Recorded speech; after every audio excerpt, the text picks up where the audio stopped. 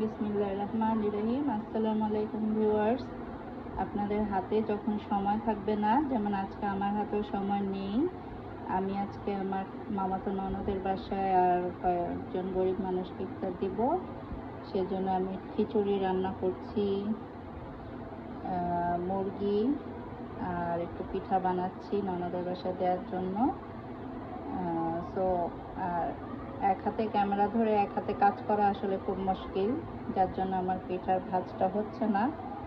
অসুবিধা নাই, আমরা এটাই খেয়ে ফেলবো। এটা যখন ভাজা হবে তখন খুব একটা বোঝা যাবে না। হ্যাঁ, তো যাই হোক, আপনারা এভাবেই করে যখন সময় থাকবে না হাতে, যেমন আমার এখন হাতে সময় নেই, 5টা বেজে যাচ্ছে, এখনই আজান দিয়ে দিবে, আসরের নামাজ পড়তে হবে। যেহেতু আমার আজকে অনেক রান্না পারি, আমার হাতে সময় নেই, তো ঝটপট করে আপনারা কিছু একটা স্পেশাল কিছু বানিয়ে নেবেন।